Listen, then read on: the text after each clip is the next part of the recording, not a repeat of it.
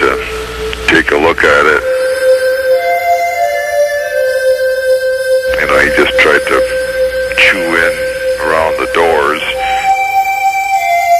And you could see a dog print, you know, alongside the window there. And so it was, you know, obviously a dog.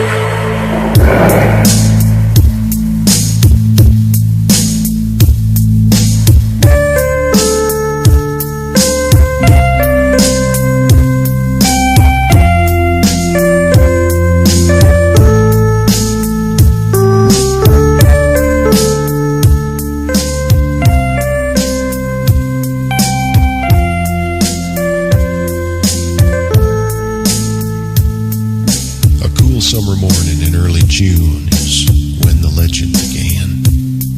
At a nameless logging camp in Wexford County where the Manistee River ran, 11 lumberjacks near the Garland Swamp found an animal they thought was a dog. In a playful mood, they chased it around till it ran inside a hollow log. A logger named Johnson grabbed him a stick, poked around inside.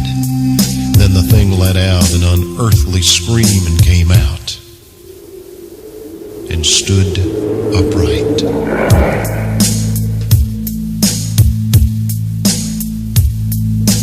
None of those men ever said very much about whatever happened then. They just packed up their belongings and left that night and were never heard from again. It was 10 years later in 97 when a farmer near Buckley was found. Slumped over his plow, his heart had stopped. There were dog tracks all around. 7 years past the turn of the century, they say a crazy old widow had a dream of dogs that circled her house at night. They walked like men and screamed.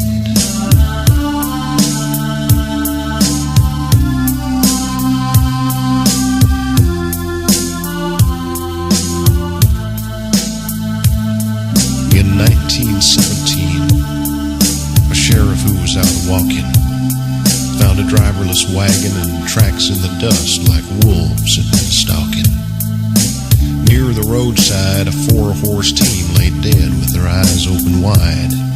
When the vet finished up his examination, he said it looked like they died of fright.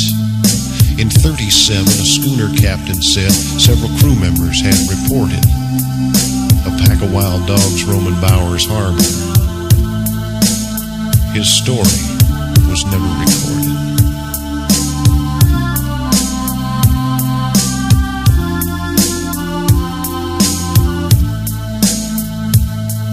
In 57, a man of the cloth found claw marks on an old church door.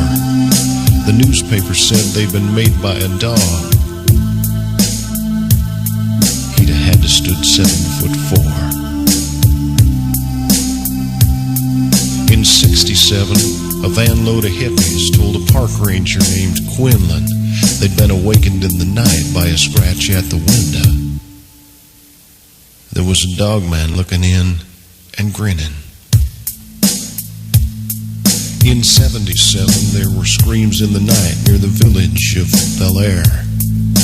Could have been a bobcat, could have been the wind. Nobody looked up there.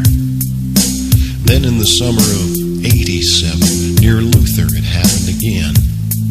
At a cabin in the woods, it looked like maybe someone had tried to break in. There were cuts around the doors that could only been made by very sharp teeth and claws. He didn't wear shoes because he didn't have feet. He walked on just 2 paws.